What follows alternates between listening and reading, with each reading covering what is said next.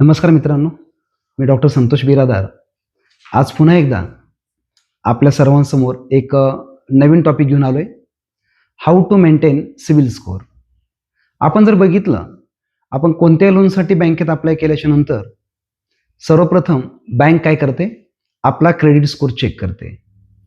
आपल्या इंडियामध्ये RBIने 4 credit agency जे आहेत त्यांची अपॉइंट केलेली आहे किंवा त्यांना परमिशन दिलेली आहे की ते आपला सिबिल स्कोअर किंवा आपला जो क्रेडिट स्कोअर आहे ते मेंटेन करतील. त्यामध्ये नंबर 1 जर आपण बघितलं, ट्रान्स युनियन सिबिल, एक्सपेरियन, इक्विफॅक्स आणि क्रिफ या 4 एजन्सीज आहेत. कोणतीही बँक ती प्रायव्हेट असेल, नॅशनल असेल, कोऑपरेटिव्ह बँक असेल, या बँक्स काय करतात, या 4ही कंपन्यांचे जे सिबिल्स असतात ते किंवा क्रेडिट स्कोअर जे असतात ते समोर ठेवून ते चेक करून आपलं लोन देत असतात. प्रामुख्याने ट्रान्स युनियन सिबिल जी कंपनी आहे यांच्या सिबिल स्कोअरवरती किंवा क्रेडिट स्कोअरवरती बऱ्याच बँकांचा विश्वास जास्त आहे. पण त्याबरोबरच क्रिफ आणि एक्सपेरियन या सुद्धा कंपन्यांचा जो क्रेडिट रिपोर्ट आहे तो प्रत्येक बँक्स चेक करून आपल्याला लोन देत असतात. आपण जर बघितलं, क्रेडिट स्कोअरची जी काही रेंज असते ते मिनिमम 300 ते मॅक्सिमम 900च्या मध्ये असते. आणि अजून एक महत्त्वाची गोष्ट म्हणजे आता असा ट्रेंड सुरू झालेला आहे की ज्या लोकांचा क्रेडिट स्कोअर चांगला असेल त्या लोकांसाठी बँक काय करत आहेत की कमीत कमी रेट ऑफ इंटरेस्टनं लोन देत आहेत. क्रेडिट स्कोअर कमी, रेट ऑफ इंटरेस्ट जास्त, क्रेडिट स्कोअर जास्त तर रेट ऑफ इंटरेस्ट कमी, असा ट्रेंड सध्या सुरू झालेला आहे. कोणत्याही प्रकारचं लोन तुम्ही घ्या, त्यामध्ये त्याची फॅसिलिटी काय करत आहे, बँक आपल्या कस्टमर्सला प्रोव्हाइड करत आहे. आपण जर बघितलं की बऱ्याच वेळेस असं होतं की सिबिल स्कोअर म्हणा किंवा क्रेडिट स्कोअर जो आहे म्हणा तो आपला काही कारणाने कमी होत असतो. ते कारण कोणकोणते आहेत याचा पण या ठिकाणी आपण थोडीशी चर्चा करणार आहोत. त्याचा तुम्हाला 100% फायदा होईल.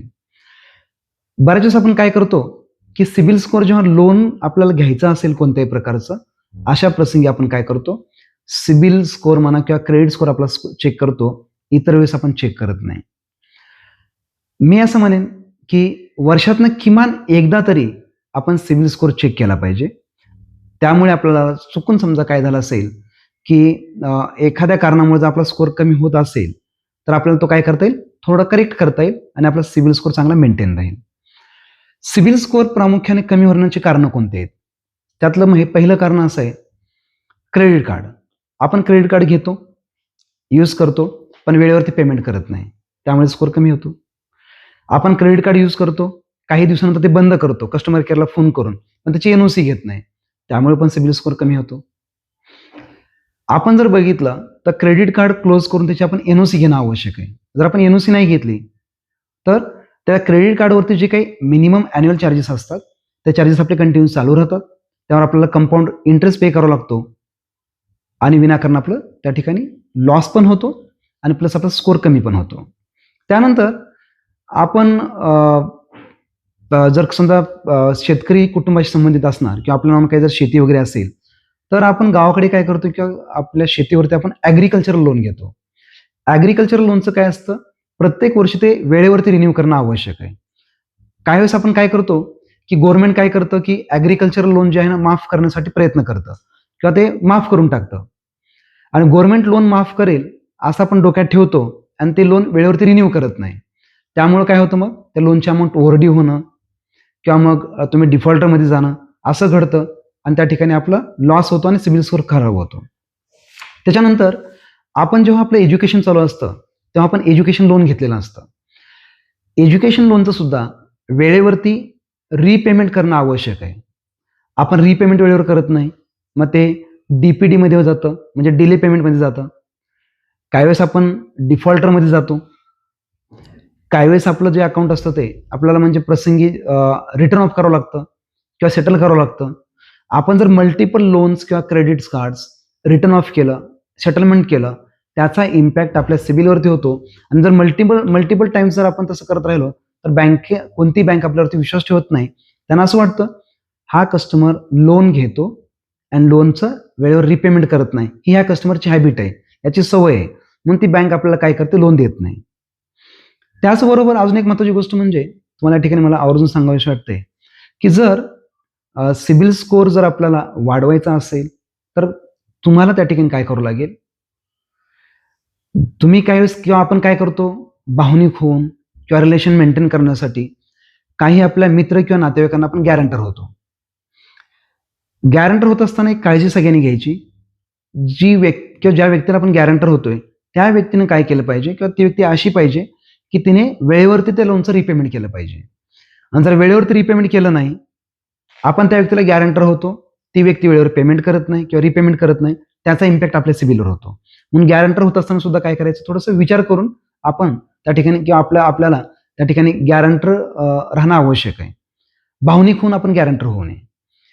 त्याचबरोबर गोल्ड लोन घ्या, म्हणजे जसं तुम्हाला मगाशी सांगितलं मी, पर्सनल लोन घ्या, एज्युकेशन लोन घ्या, होम लोन घ्या किंवा कोणतंही सिक्युर्ड किंवा अनसिक्युर्ड कोणत्याही प्रकारचं लोन घ्या. त्या लोनचं वेळेवर जर तुम्ही रिपेमेंट केलं तर तुमच्या सिबिलला कसल्याही प्रकारचा धक्का लागणार नाही. त्याचबरोबर क्रेडिट कार्डचं आपलं जे काही मॅक्सिमम लिमिट असतं, त्या मॅक्सिमम लिमिटच्या एक 50-60% पर्यंतच तुम्ही काय करा, क्रेडिट लिमिट यूज करा. त्यामुळे तुमचा सिबिल स्कोअर त्या ठिकाणी मेंटेन राहतो. त्याचबरोबर जुने जर कोणती तुमची लोनची हिस्ट्री असेल, जुने काही अकाउंट्स तुमचे असतील, ते बंद करू नका. कारण जेवढं तुमचं लोन जुनं असेल तेवढा तुमचा सिबिल स्कोअर काय राहतो, चांगला राहतो. त्याचा इम्पॅक्ट पॉझिटिव्ह होतो आणि आपला स्कोअर वाढतो. त्यामुळं सर्वांनी सिबिल स्कोअर किंवा क्रेडिट स्कोअर जो असतो तो मेंटेन करण्यासाठी ह्या वरील गोष्टी लक्षात ठेवा. त्या गोष्टी जर तुम्ही लक्षात ठेवलात तर तुमचा स्कोअर जो आहे तो स्कोअर कधीही कमी होणार नाही. आणि तुम्हाला फ्युचरमध्ये कधीही जेव्हा तुम्हाला लोन घ्यायची आवश्यकता भासेल तेव्हा प्रत्येक बँक, मग ती कोणती राहू द्या, तुमचं वेलकम करेल आणि तुम्हाला काय करेल, लोन देईल. याच ठिकाणी या विषयाबद्दल मी जी माहिती सांगितलेली आहे ही तुम्हाला नक्कीच फायदेशीर असेल. ही माहिती तुम्ही सर्वांनी हा व्हिडिओ बघितल्यानंतर जर तुम्हाला चांगला असा वाटला व्हिडिओ तर तुम्ही तुमच्या मित्रांना किंवा नातेवाईकांना या सगळ्यांना शेअर करू शकता. जर तुम्हाला असं वाटलं की तुमचे काही या सिबिलबद्दल किंवा स्कोअर कसा वाढवायचा काही डाऊट्स असतील, काही शंका असतील, तुम्ही डायरेक्ट मला मेसेजही करू शकता, जेणेकरून मी तुम्हाला त्या ठिकाणी हेल्प करेन. Thank you very much.